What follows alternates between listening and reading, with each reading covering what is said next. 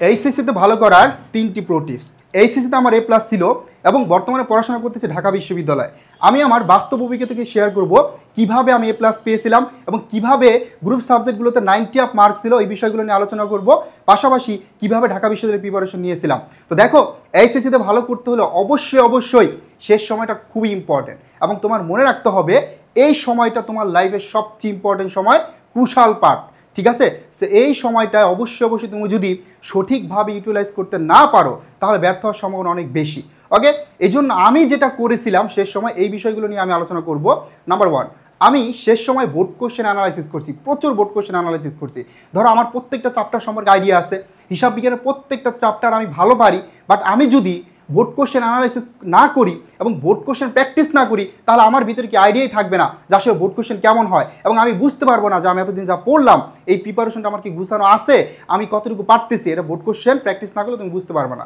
তার মানে শেষ সময় সবচেয়ে ইম্পর্টেন্ট হচ্ছে বোর্ড কোশ্চেন অ্যানালাইসিস করা। তাহলে তুমি বুঝতে পারবা যে প্রশ্নগুলো কেমন হয় এবং প্রত্যেকটা বোর্ডের কোশ্চেন তুমি অ্যানালাইসিস করো, প্র্যাকটিস করো, বাসায় বসে বসে এক্সাম দাও। ঠিক আছে, তাহলে দেখবা যে বোর্ড কোশ্চেন থেকে তোমার কি 40 থেকে 50% কোশ্চেন কি কমন থাকবে, ডিরেক্টলি ইনডিরেক্টলি। ঠিক আছে, নাম্বার 2, তোমার যেটা করতে হবে সেটা হচ্ছে অবশ্যই রিভিশন দিতে হবে।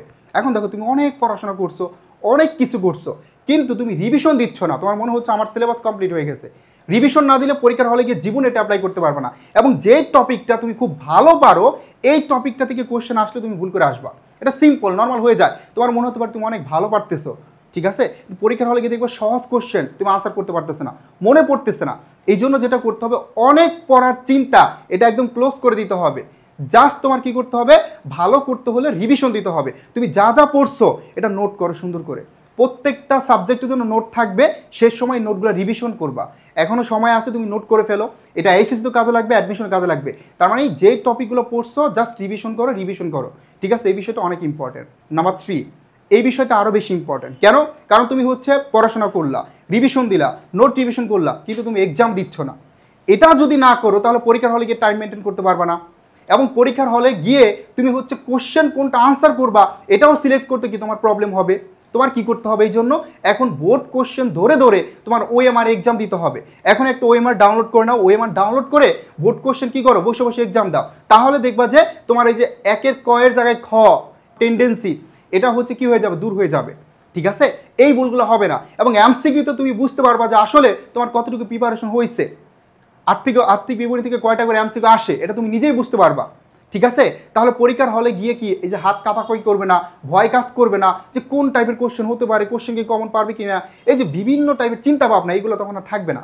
ঠিক আছে, এই জন্য অবশ্যই এক্সাম দাও, প্রতি সপ্তাহে একটা করে এক্সাম দাও। এবং আমি এটাই করতাম যে প্রতি ফ্রাইডেতে কি করতাম, এক্সাম দিতাম। তবে সপ্তাহে 6 দিন পড়তাম, যা যা পড়ছি আমি হচ্ছে কি শুক্রবারে এক্সাম দিতাম একদম ফুল মার্কে।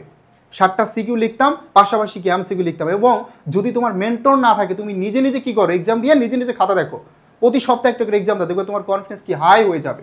ঠিক আছে, এবং তুমি অনেক ভালো করতে পারবা।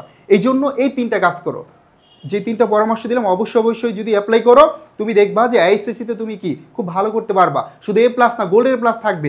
এবং যারা হচ্ছে 10-10 পাস করার ট্রাই করতেছি, বিজনেস স্টাডিজ গ্রুপ থেকে 10-10 পাস না, তুমি এ প্লাস বা এ গ্রেড পাওয়া কি তেমন একটা কঠিন ব্যাপার না।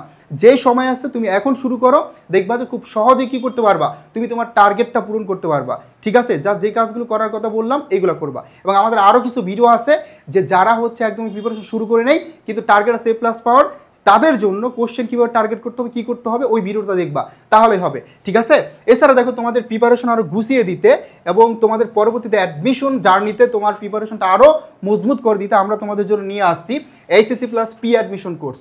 এই কোর্সে তোমরা এইচএসসির আগে ম্যারাথন ক্লাস পাবে, বোর্ড কোশ্চেন সলভ ক্লাস পাবে, পাশাপাশি আমরা তোমাদেরকে ধরে দেখাবো যে বোর্ড কোশ্চেন কেমন হয়, কিভাবে হচ্ছে আনসার করতে হয়। ঠিক আছে, তারপর যেটা সবচেয়ে বেশি ইম্পর্টেন্ট, অ্যাডমিশন। এটা হচ্ছে কি তোমার লাইফের সবচেয়ে ইম্পর্টেন্ট। তুমি আইসিসিতে ভালো করলা বাট তোমার বেসিক ক্লিয়ার না, তাহলে কিন্তু অ্যাডমিশন অনেক সাফার করতে হবে। এবং প্রত্যেকের টার্গেট থাকে একটি পাবলিক ইউনিভার্সিটিতে পড়ার এবং স্বপ্নের বিশ্ববিদ্যালয় ঢাকা বিশ্ববিদ্যালয়ে পড়ার। ঠিক আছে, তো তোমাদের জন্য আমাদের এই কোর্সে যারা ক্লাস নেবেন, যেমন আমি ঢাকা বিশ্ববিদ্যালয়ে বর্তমানে পড়তেছি, ঠিক আছে। এবং বাকি যারা আছে এরা অলরেডি অনেকে পড়াশোনা শেষ করে ফেলছে, তারা অনেক বেশি অভিজ্ঞ, তাদের হাতের হাজার হাজার শিক্ষার্থী ঢাকা বিশ্ববিদ্যালয় সহ অনার পাবলিক ইউনিভার্সিটিতে পড়তেছে, ঠিক আছে। তো অবশ্যই তুমি যদি আমাদের এই কোর্সে ভর্তি হও, এই অভিজ্ঞ মেন্টর প্যানেলের ক্লাস পাবে, তুমি জাস্ট আমাদের একটা ক্লাস করলেই বুঝতে পারবা, ঠিক আছে। পাশাপাশি তোমাদের জন্য আমাদের এইচএসসি পরবর্তী অ্যাডমিশনের জন্য যে কোর্স ডিটেলস এখানে দেওয়া আছে একদম বিস্তারিত, মানে হচ্ছে আমরা বলতে পারবো যে এখানে সবচেয়ে বেশি ক্লাস আমরা দিচ্ছি রিটেন এমসিকিউ দুইটাই, এবং যেই ক্লাসগুলো নিবে সব কি অভিজ্ঞ টিচাররা, ঢাকা বিশ্ববিদ্যালয়ের শিক্ষার্থীরা, ঠিক আছে। অবশ্যই সাথে তোমরা প্রিন্টেড লেকচার শিট পাবে, তার মানে বই নিয়ে টেনশন করা লাগবে না। পাবে হচ্ছে আলাদা গাইডলাইন, টার্গেট ডিউ বুক, ওইগুলোতে তুমি হচ্ছে লিখে রাখতে পারবা যে কীভাবে হচ্ছে তোমার প্রতিদিনের পড়ার রুটিনটা কেমন হবে, কীভাবে তুমি কমপ্লিট করবা। এখানে কোর্স প্ল্যানটা আমরা ডিটেলস দিয়ে দিব। তো এখন ভর্তি হলে আমাদের কোর্স ফি হচ্ছে ৩,৯৯০ টাকা, বাট এটা হচ্ছে ডিসকাউন্টে। তো দ্রুত হচ্ছে ভর্তি হয়ে যাও এবং এই সুযোগটা কাজে লাগাও। লাইফে রেস এগিয়ে থাকতে হলে এখন থেকে কী করতে হবে, শুরু করতে হবে তোমার প্রিপারেশনটা।